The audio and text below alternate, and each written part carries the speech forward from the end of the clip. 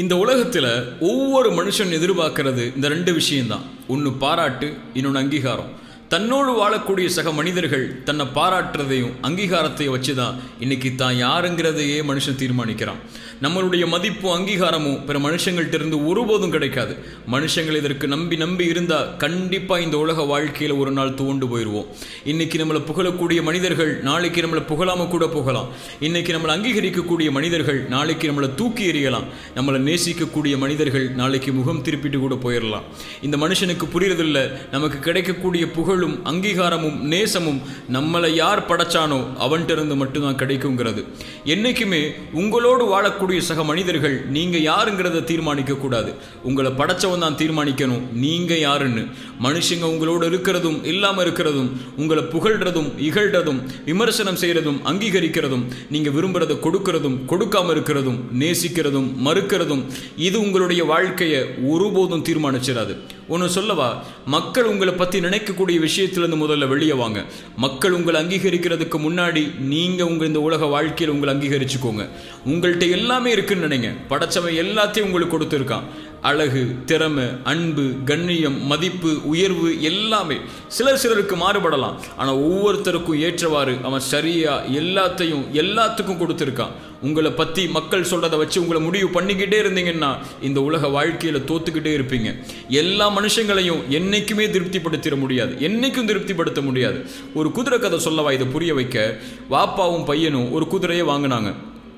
மக்கள் முன்னாடி நடத்தி கூட்டு போனாங்க. இப்போ மக்கள் சொன்னாங்க, ஏன் உங்கள் குதிரையை வாங்கினாங்க, ஏன் நடத்தி கூட்டு போகிறாங்கன்னு சொல்லி.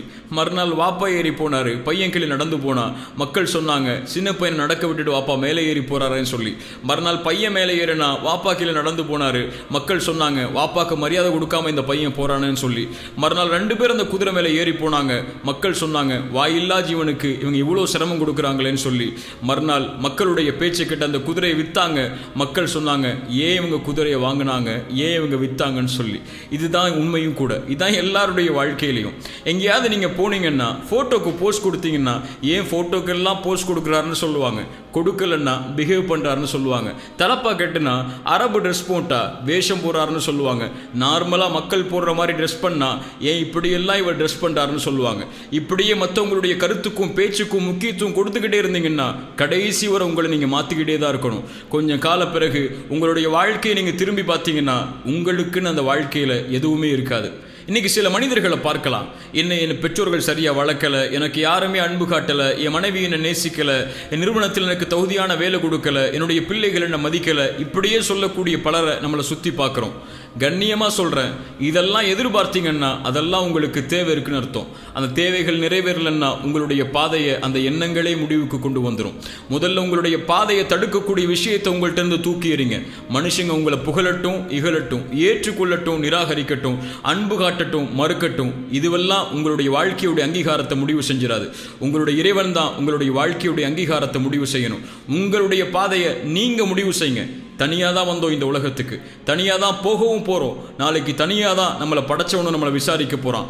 நம்ம செயலுக்கு நம்ம தான் பொறுப்பாக போகிறோம். படைச்சவன் அவன் சொன்னானே ஏன் கேட்கல, இவன் சொன்னானே ஏன் கேட்கல, அவன் அப்படி மாற்ற சொன்னானே ஏன் உன் வாழ்க்கையை மாற்றலை, அப்படி ட்ரெஸ் பண்ண சொன்னானே ஏன் போடலை, இப்படியெல்லாம் கேட்க போகிறதில்ல. நான் சொன்னபடி இந்த உலக வாழ்க்கையில் வாழ்ந்தியான்னு தான் கேட்க போகிறான்.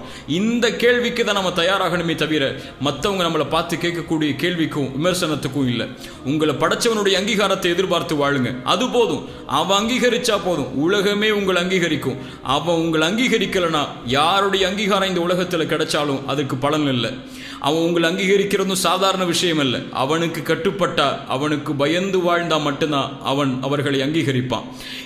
இது நான் உங்களுக்கு புரிய வைக்க நினைக்கக்கூடிய வார்த்தைகள் இல்லை.